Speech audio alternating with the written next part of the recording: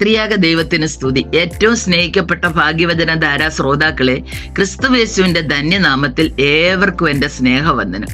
വീണ്ടും ദൈവവചനവുമായി ഈ പ്രോഗ്രാമിൽ സംബന്ധിക്കുവാൻ ദൈവം ചൊരിഞ്ഞു തന്ന അനുഗ്രഹത്തിന് നന്ദിയോടെ സ്തോത്രം പറയുന്നു.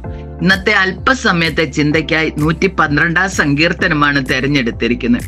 ഇതിന്റെ രചയിതാവിനെ കുറിച്ച് പരാമർശമില്ല എങ്കിലും ഇതൊരു ഹല്ലേലൂയ സങ്കീർത്തനമാണെന്ന് പറയപ്പെടുന്നു. 1-ാം വാക്യത്തിൽ നീതിമാന്റെ സ്വഭാവവും 2 മുതൽ 9 വരെയുള്ള വാക്യങ്ങളിൽ നീതിമാന്റെ അനുഗ്രഹവും 10-ാം വാക്യത്തിൽ ദുഷ്ടന്റെ ദുരന്തവും വിവരിക്കുന്നു.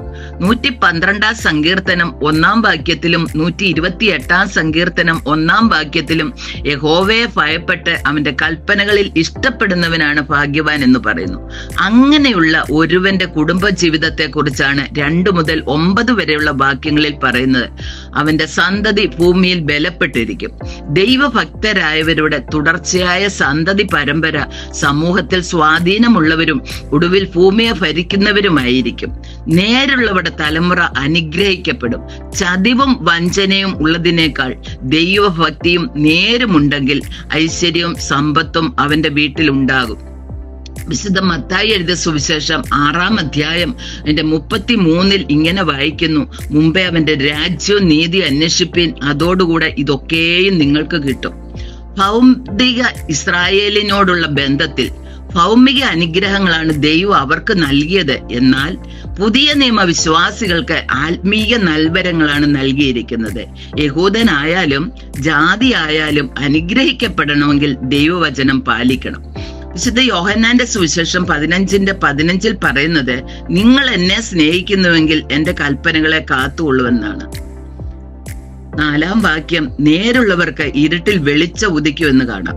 ഭക്തന് രോഗമോ കഷ്ടനഷ്ടമോ ഒക്കെ ഉണ്ടാകാം, എന്നാൽ അവന്റെ സൂര്യൻ വേഗം ഉദിക്കുകയും അന്ധകാരം മാറിപ്പോവുകയും ചെയ്യും. കൃപ തോന്നി വായ്പ കൊടുക്കുന്നവൻ ശുഭമായിരിക്കും. ആവർത്തന പുസ്തകം 28:12 ഇസ്രായേലിനെ അനുഗ്രഹിക്കുമ്പോൾ ദൈവം പറയുന്നത്, നീ അനേകം ജാതികൾക്ക് വായ്പ കൊടുക്കും, എന്നാൽ നീ വായ്പ വാങ്ങുകയില്ല എന്നാണ്. വ്യവഹാരത്തിൽ തന്റെ കാര്യം നേടുമെന്ന് പറഞ്ഞാൽ ബുദ്ധിയോടെ തന്റെ കാര്യങ്ങൾ നിയന്ത്രിക്കുമെന്നാണ്. 6-ാം വാക്യത്തിൽ അവൻ ഒരു നാളും കുലുങ്ങിപ്പോകയില്ല.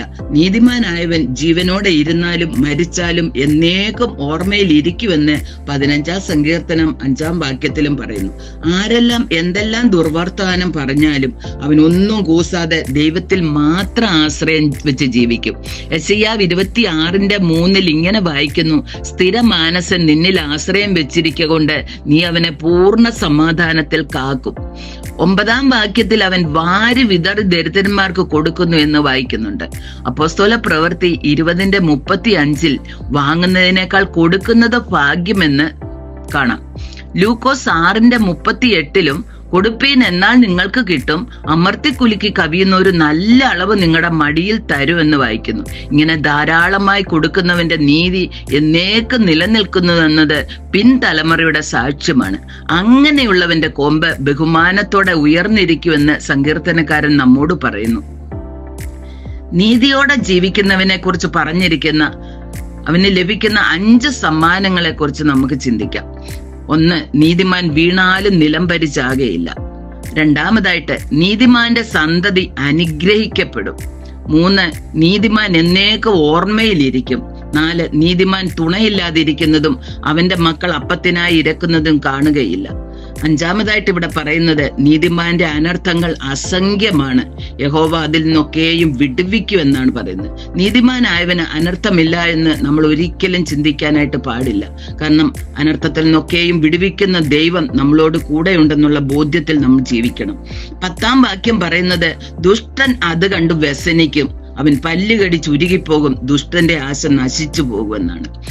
നീതിമാനായവന്റെ അനുഗ്രഹങ്ങളെ കാണുമ്പോൾ ദുഷ്ടൻ അത് സഹിക്കാൻ പറ്റാതെ അവൻ വ്യസനിക്കുമെന്നാ പറയുന്നത്. അവൻ പല്ലുകടി ചുരുങ്ങിപ്പോകും, ദുഷ്ടന്റെ ആശ നശിച്ചു പോകും. അതുകൊണ്ട് നാം നീതിയോടെ ജീവിച്ച് തലമുറകൾക്ക് ശാപം വരുത്തി വെക്കാതെ അനുഗ്രഹമുള്ള തലമുറയെ വാർത്തെടുക്കുവാൻ ദൈവം നമുക്ക് ഓരോരുത്തർക്കും ഇടയാക്കട്ടെ എന്ന് പ്രാർത്ഥിച്ചുകൊണ്ട് എന്റെ വാക്കിൽ നിന്നും വിരമിക്കുന്നു. ദൈവം നമ്മെ എല്ലാവരെയും അനുഗ്രഹിക്കട്ടെ.